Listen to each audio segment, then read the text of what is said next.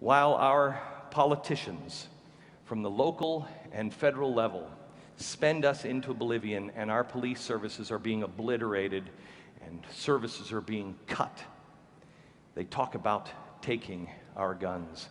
We must no longer accept the falsehood nor reinforce it by calling our good, decent, brave men and women who wear blue on our city streets. We must not call them first responders anymore. It's time for America to remember what the Carter administration began to teach was not true. It was the Carter administration that started to teach us that they were the first responders. Up until that time, we knew we were the first responders. They were our backup. When there is trouble, let us be the first on the scene to help. Let us be the first responder when someone is sick or hungry or frightened. Let us be the first to share our bread with the hungry. Let us be the first to open our hearts to the homeless and the poor. Let us be the first to remove the yoke of injustice. Let us be the first to tell the truth again. I don't know what you will choose. I don't know what America will choose. But for me and my family, I choose to stand with courage. I choose to stand with selflessness.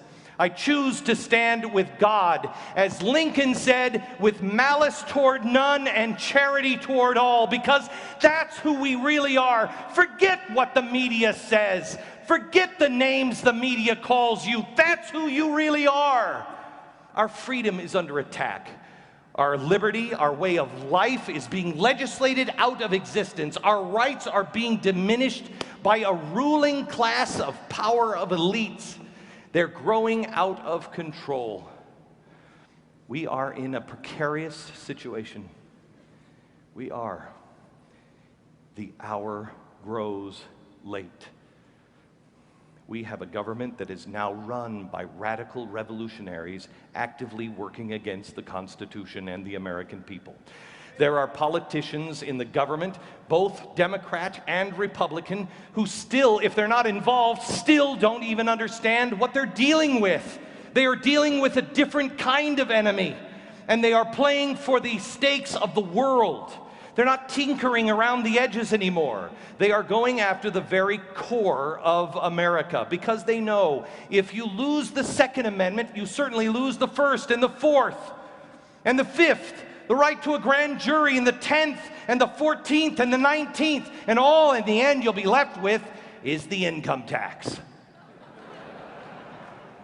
Maybe if you're lucky, they also still won't quarter any soldiers in your house. I'm not sure. Charlton Heston stood. He stood in 1976 and he said, "Out of my cold, dead hands."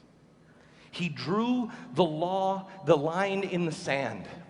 He said, "I will not give up my weapon. I will not comply. I will stand and fight." But we have to define what a fight means. And it must allow us to remain true to who we are. Tonight, let a new chapter of the fight for liberty begin.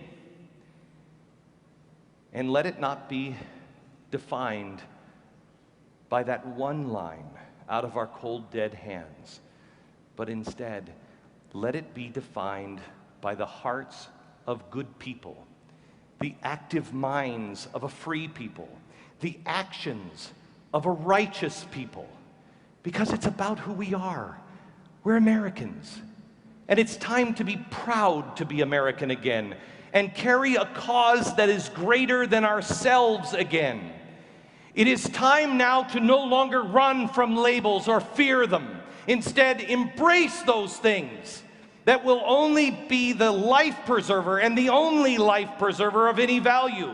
Let us declare without shame, yes, yes, Mr. President, I will cling to my God and my guns, because He is my rock and they are central to our foundation.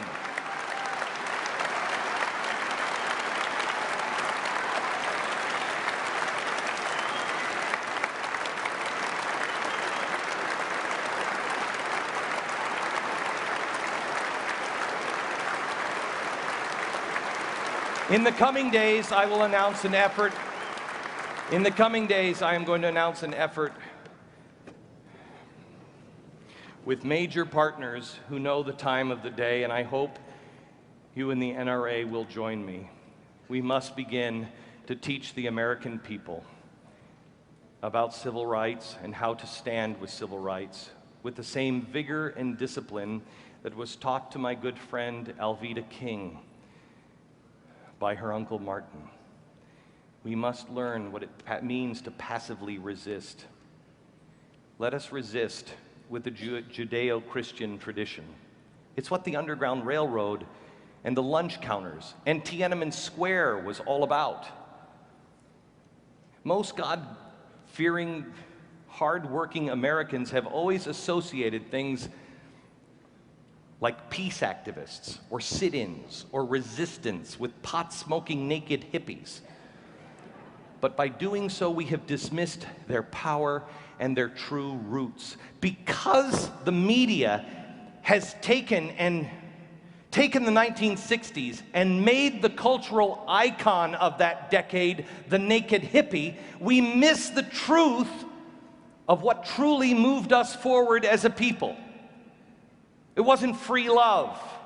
Free love has nothing to do with freedom or love that had been made just into sex. The true and powerful meaning of the 1960s was that God demands equal justice and equal rights for all of his children. That was the center of the Martin Luther King movement. That and that alone, and that is the torch we must pick up again. We must not respond in kind by getting angry or playing dirty or by calling people names or striking out, because that's not who we are. We know who they are, and we choose not to be like them. Let's not give that satisfaction to them or the media that, quite frankly, has already written that story. We're better than that. We are the law-abiding, God-fearing members of the NRA. We are Americans, and we will be clear. We will stand. We'll march if we have to. We'll stand because we must, but we will not be moved. Our right to keep and bear arms will not be infringed. We will follow the footsteps of Jesus Christ.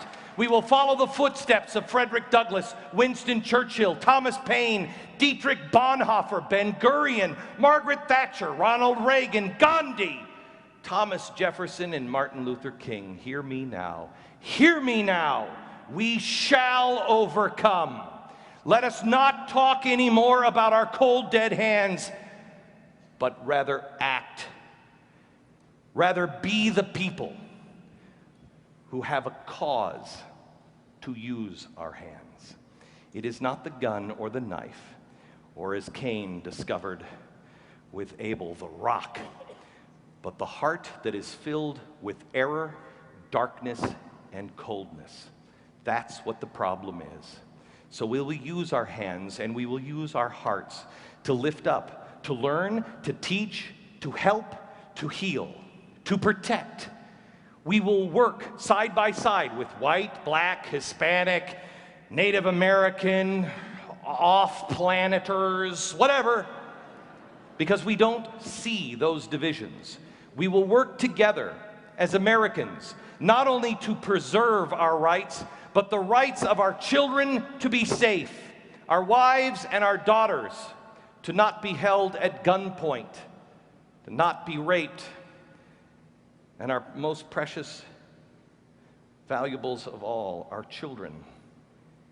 We will stand so our children have the right to survive a simple walk down a city street, or God forbid, a day of public education. It is not our cold, dead hands that will win this. But as always, when it comes to American victories, it will be our strong backs, our strong will, the ability to adapt and learn. It will be our warm hearts filled with love and charity for all men that will compel us to defend all men's right to life, liberty, and the pursuit of happiness, Churchill said, "We shall not falter, we shall not fail." I'll tell you that if America fails or falters, the entire world will fall into darkness. So I will add, we cannot falter, we cannot fail. We will not be the generation that historians look back to and say, "What happened to these people?" We will not be the generation that loses mankind's freedom. Instead, let us declare to one another that we instead will be the generation that historians look back to with awe and wonder and say, "How did they do it?" They look back for inspiration, that even in our darkest times, with the greatest reason for doubt and fear, we rose above it. We pushed the darkness back. We held the torch of liberty. We held it high for all men to see and aspire to. I will not move, because I know the ultimate truth, because I am on the side of nature's God and nature's laws.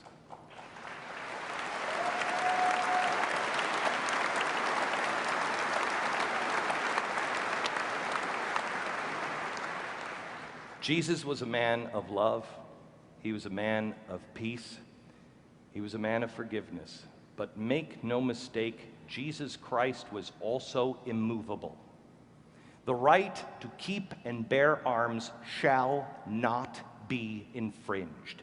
And we will win by strapping on the full armor of God. We shall stand firm with the belt of truth, with the breastplate of righteousness, with the shield of faith, with the helmet of salvation and the sword of the Spirit. We will fight their tactics of fear. We will fight their tactics of darkness. We will fight their lies, and we will counter them with love, peace, and equal justice for all mankind. Thank you.